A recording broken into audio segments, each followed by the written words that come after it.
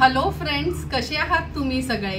आज आपण अलिबागला आलोत आणि अलिबागला आल्यावर काहीतरी वेगळं ऑथेंटिक पद्धतीचंच जेवण बनवत असतो, म्हणून ठरवलं का बाजारात गेलो तर हे बघा छान हा बला किंवा बगा आपल्याला बाजारात मिळालाय। अगदी ताजा बला आहे, हे बघा तुम्ही बघू शकता। तर वाटण न वापरता आमच्या आगरी कोळी पद्धतीने ह्या बल्याचं कालवण कसं बनवायचं ही रेसिपी मी आज दाखवणार आहे। तर चला मग सर्वात पहिला हा बला कापून घेऊया आणि नंतर कालवण बनवायला सुरुवात करूया। तुम्ही बघू शकता हे बघा किती ताजा बला आहे, म्हणजे थोडं पण ह्याला बर्फ नाही घातलंय। आता ह्याचे मी पीसेस करून घेते आणि मग ह्याचं कालवण बनवूया। बिना वाटण्याचं बल्याचं कालवण बनवण्यासाठी हा बला आपण कापून स्वच्छ धुवून घेतला आहे। 2 ते 3 हिरव्या मिरच्या असे 2-2 तुकडे केलेत। 15 ते 20 लसणाच्या पाकळ्या ह्या खलबत्त्यातच अगदी बारीक चेचून घेतल्यात। मूठभर कोथिंबीर, 2 टेबलस्पून आपण हा घरचा आगरी कोळी मसाला यूज करणार आहोत। 1 चमचा हळद, लिंबा एवढी चिंच पाण्यात अशी भिजत ठेवली आहे, त्याचा कोळ तयार करायचा आहे। 2 टेबलस्पून आपण तेल वापरणार आहोत, चवीप्रमाणे मीठ आणि गरजेप्रमाणे पाणी वापरणार आहोत। चुलीवर आपण हे एक पातेलं गरम करत ठेवलंय, ह्याच्यात आपण 2 टेबलस्पून एवढं तेल घेणार आहोत। तेल थोडं गरम झालं की लसणाच्या पाकळ्या ऍड करूया। तेल पण छान गरम झालं, आता हा चेचलेला लसूण आहे हा आपण तेलावर फोडणीला घालणार आहोत। जवळपास 20 लसणाच्या पाकळ्या मी अगदी चेचून घेतल्या आहेत। नंतर हिरव्या मिरच्या आहेत त्या देखील फोडणीला घालूया। लसूण आणि मिरची फोडणीला घातला की 1 चमचा हळद घालायची आहे। नंतर 2 टेबलस्पून एवढा आपला हा घरचा आगरी कोळी मसाला आहे हा घालणार आहोत। आता व्यवस्थित ह्या सर्व वस्तू आपल्याला तेलावर परतून घ्यायच्या आहेत।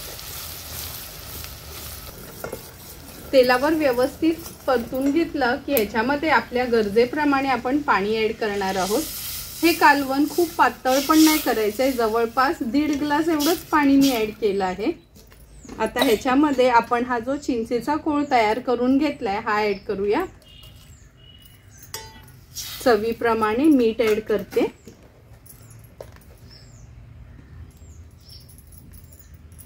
आता याला छानशी उकळी काढून घ्यायची आहे। उकळी आल्यानंतरच आपण ते बग्याचे किंवा बल्याचे तुकडे ह्याच्यात सोडणार आहोत। हे बघा कालवणाला पण छान उकळी आली आहे। आता उकळी आल्यावरच हे बग्याचे किंवा बल्याचे तुकडे आपण ह्या सारामध्ये सोडायचे आहेत।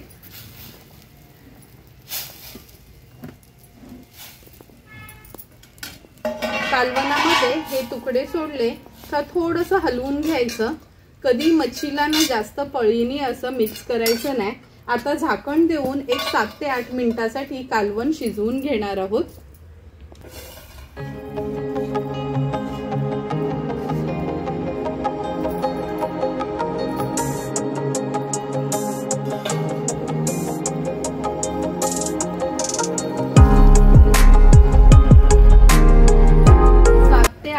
झाली, झाकण काढून बघूया।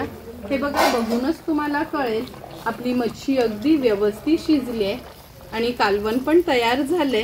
आता याच्यात आपण मूठभर कोथिंबीर घालणार आहोत आणि चांगली एक उकळी काढून घेऊया। विस्तव मी थोडं मोठं करून घेते, म्हणजे गॅसवर बनवणार असाल तर गॅसची फ्लेम हाय करायची आहे आणि छानशी उकळी आली का आपण हे कालवण सर्विंग प्लेटमध्ये सर्व करणार आहोत।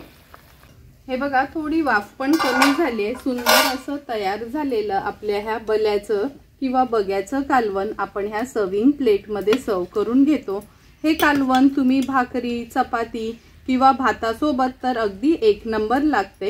तुम्हाला पण जर मी बनवलेलं हे आमच्या आगरी कोळी पद्धतीचं बल्याचं किंवा बग्याच्या कालवणाची रेसिपी आवडली असेल तर तुम्ही पण नक्की आमच्या पद्धतीने कधीतरी बिना वाटणाचं हे कालवण घरी ट्राय करा आणि मला कमेंट करून सांगा की तुम्ही बनवलेलं हे कालवण कसं झालंय ते।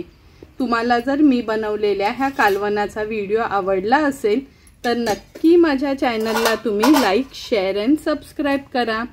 Thank you for watching my video.